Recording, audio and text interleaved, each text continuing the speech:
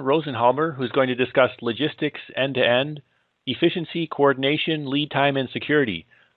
And Glenn is a supply chain management consultant, and so it's great to speak with you today, Glenn.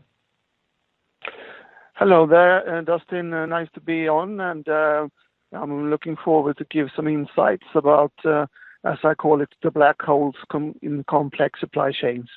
So can you first provide a brief background of yourself? I've been working with several complex and challenging networks, or if you like to call it, value chains.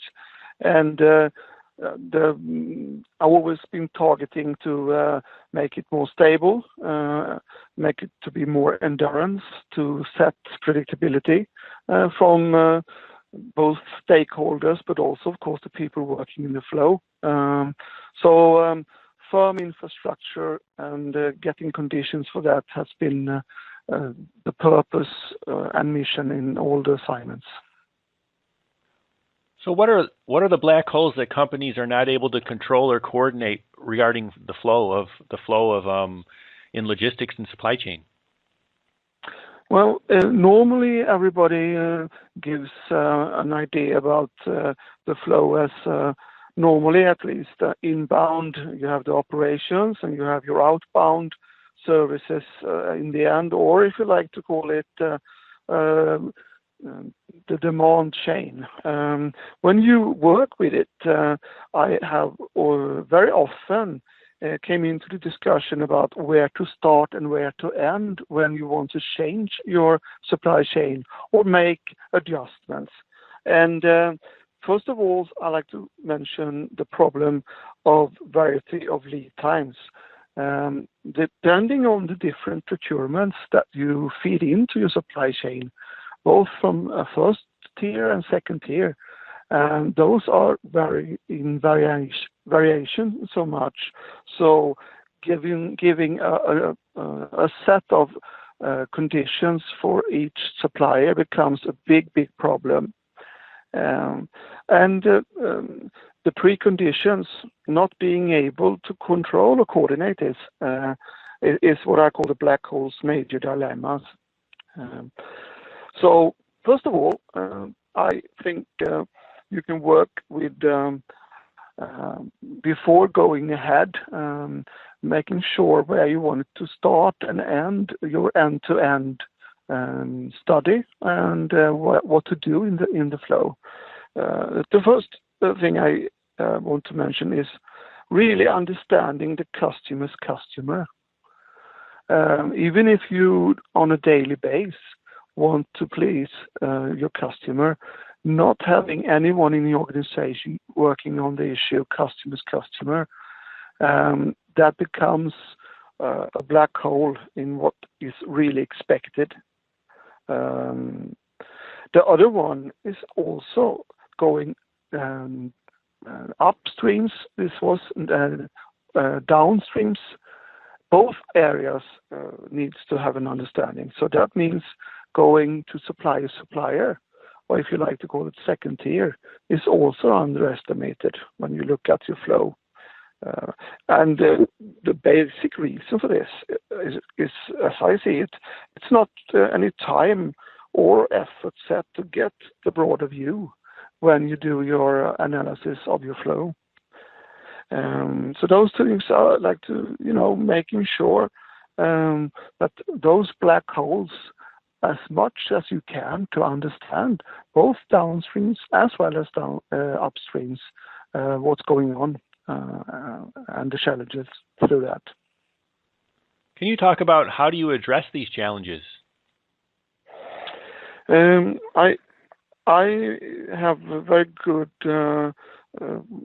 background in looking at it to work with the challenges to be set up with a sort of a new value chain thinking.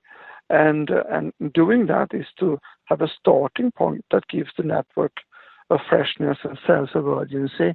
And what I mean by that is that if we have a view from the start to learn from other branches or industries, that will help a proper starting point.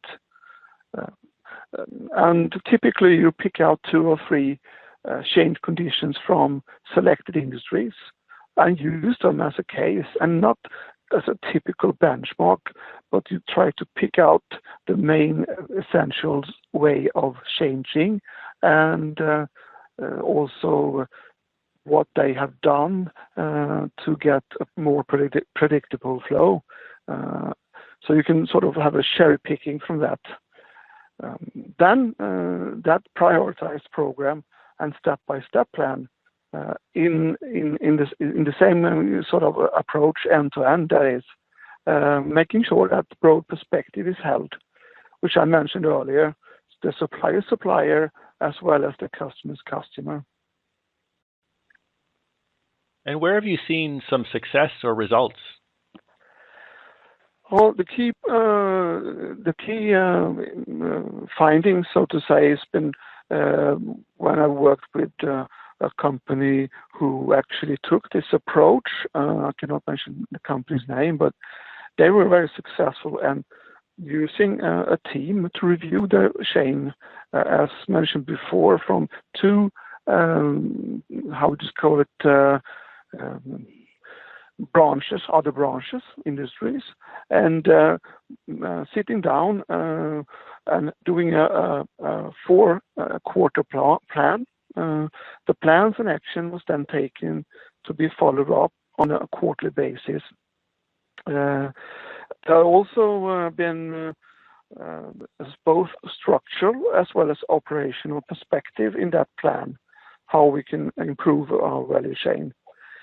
And the key conclusions I find from these success results, it's the key approach being plan into work practice, working prerequisites, clear defined measuring when we are looking at the benchmark, and number 3, and not last, where we want to be, description is shown as a business plan and broken down, meaning that it will touch the work practice. And after that, each quarter, it's been reviewed with those 3 key approaches, as I mentioned. Working practice, prerequisites, where we want to be, description, and define measuring. And thanks, Glenn, for sharing today. Thank you, and looking forward to giving more insights and also the feedback from these findings I've seen. Thank you.